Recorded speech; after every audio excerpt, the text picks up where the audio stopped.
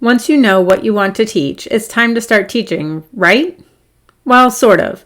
You actually need to start with a plan for how you're going to teach the skills. Follow these steps. First, break the skills down into its smallest parts or steps. Next, you need to design an activity or situation that will require your child to use the skill. Depending on the activity you chose and your child's needs, you might need some visuals to remind your child of what he should do or to let him know he's on the right track. Next, prepare your child for the activity using a social story or simply discussing the activity depending on what works best for your child. Depending on the activity and your child, you might prepare him just before the activity starts, or you might talk about the activity for a few days leading up to the activity. During the activity, prompt your child to use the skill and provide reinforcement when he does. Let's look at some examples of different activities to teach the social skills we have been talking about. Self-regulation skills often fluctuate by situation or even by day. We all experience days when it's easier to respond appropriately to difficulties than other days. To help your child respond to changes in his schedule or routines, you can teach him to use a schedule or calendar. These tools provide a way for him to see changes and predict what tasks or activities are coming next. Although you might need to create the schedule for him at first, the goal should be to teach him to add activities to the schedule himself and make any necessary changes. Social stories created by Carol Gray are quick stories that explain different situations to help prepare someone to encounter that situation. They can be a valuable tool for teaching social skills, especially for teaching self-regulation. The story doesn't need to look a particular way, but you should include information that is specific for your child. Here are some examples of what I call a hard times board. I use these social stories to teach children about their specific triggers and what they can do when they encounter those triggers. This one was written with a 4-year-old boy. Under triggers, this one says, "Sometimes I get upset when I hear loud noises, such as my friend crying or a vacuum cleaner." The story then lists what the child can't do by saying, "When I'm upset, I can't throw things or hurt other people." Then it gives the child better choices by saying, "When I'm upset, I can ask for headphones or take a walk." We read the story throughout the day and practiced his choices when he was calm, then presented the story when some of his triggers came up. Here's another example that includes a picture of a superhero to keep the child's interest and attention. This hard times board was written with a 13-year-old boy. He came up with the plan mostly on his own, and the story just served as a reminder that he had a plan. It says, "My plan for when I'm upset at home is I will run to my room and come back to talk when I'm calm." This plan was important for him since he would sometimes hit his mother or spit at her when he was mad. He didn't want to do this, but in the moment, he didn't know what else to do. We laminated the board and he kept it with him so he could refer back to it when he got upset. This last example was written by a 21-year-old woman. Hers was a bit more elaborate. She identified her triggers by saying, "Things that make me upset, angry, or anxious include having people close to me or touching me, people telling me what to do, or people who are really loud." She then made a list of things she shouldn't do by saying, "Things I can't do are break or throw things, or yell at or call someone names." These were things she decided for herself she didn't want to do. Finally, she wrote, "Things that I can do are ask for a break, take some time alone, go to my room, listen to music, watch TV when I'm at home, go on the computer, or talk to Mom, Jess, Amy, or Sarah." Again, we laminated this board and she kept it in her purse. I helped her identify when she was feeling upset or anxious, and she would look at the board and choose a strategy. Teach social communication skills through a variety of games and activities. I like to play a game that I call This or That. It's similar to the game Would You Rather. You need at least 2 people to play, but it's more fun the more people you have. You need a bit of room to move around, so I will usually play outside. I have even gotten a group of random kids to play at the playground. Someone stands at the front of the group and everyone else is together in the middle. the person in the front chooses 2 related items or activities and assigns a side to each. Then each member of the group chooses which item or activity they like better by moving to that side. For example, the leader might say, "Do you like lakes or mountains?"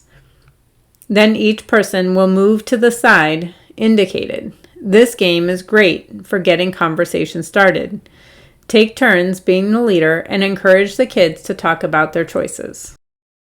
You can also try some commercially available games, such as Headbands and Guess Who, which require asking and answering questions but also rely on some perspective-taking ability. There are a lot of fun ways to teach perspective taking. For beginners, create opportunities for your child to figure out who can see different objects. For example, at mealtime, hold a plate between your child and some of the food. Then say, "Who can see the muffin?"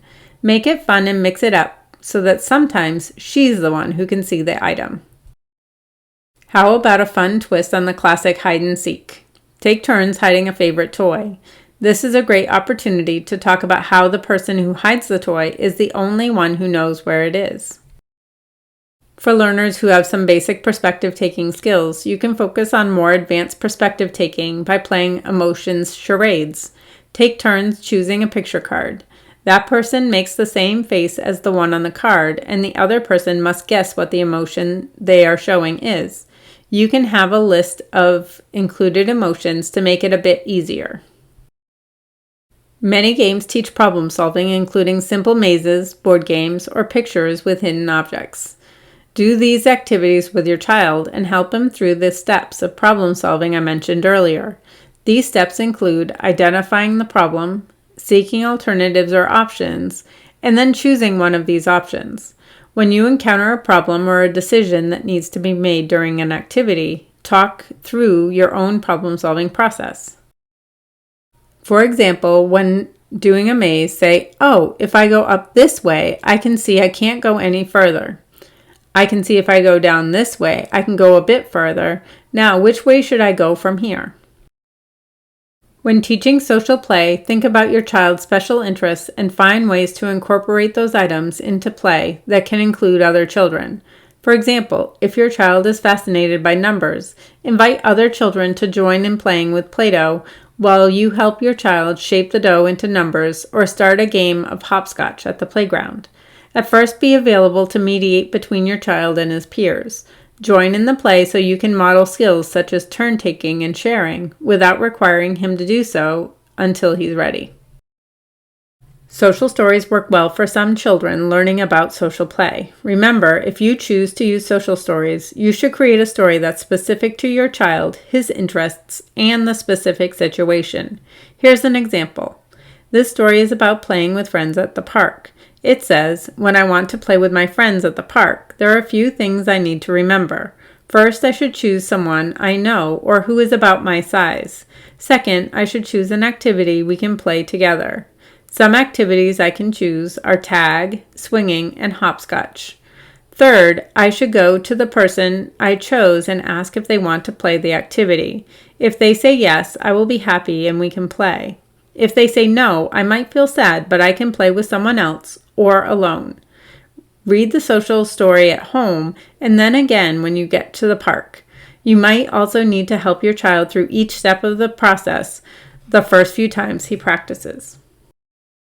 Games like the ones we just talked about are a great way to teach social skills. They can make the skill fun and concrete while providing lots of opportunities to practice, and this one even provides a visual cue. You probably can't turn every skill into a game, but you can break most skills down to make them easier to teach. Let's look at an example.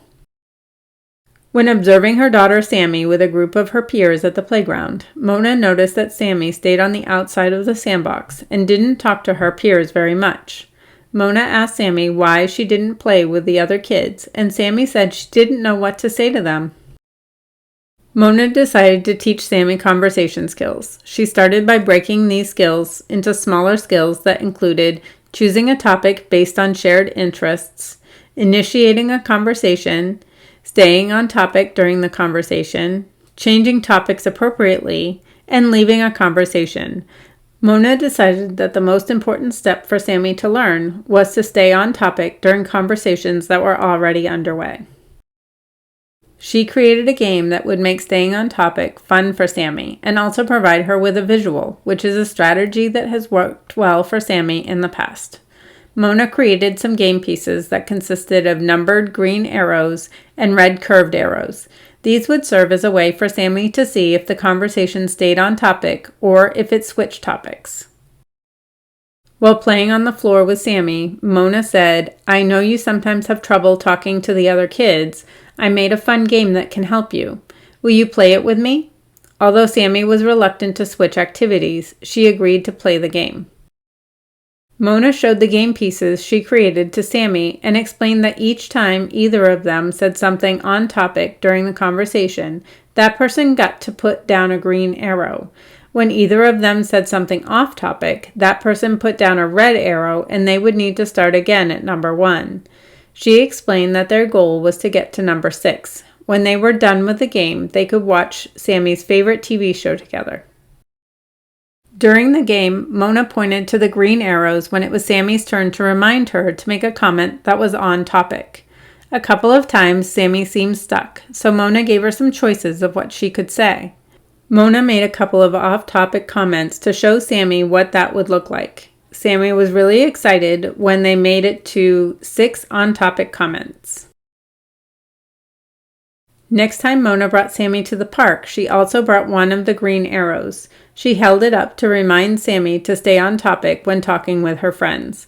This gave Sammy the confidence she needed to join her friends in the sandbox. In this example, Mona used the 5 steps I mentioned earlier. First, break the skills down into smaller, easier to teach parts or steps. Then, design an activity or create a situation that will require the use of the skill. Then, provide any visuals or materials you might need. Then, prepare your child for the activity if this is appropriate for your child. And finally, prompt your child to use the skill and provide lots of reinforcement and encouragement. Social skills help us relate to and interact with other people. It's not about fitting in with everyone else. It's about being the best version of yourself. As A.A. Milne said in Winnie the Pooh, be so happy that when others look at you, they can't help but be happy too.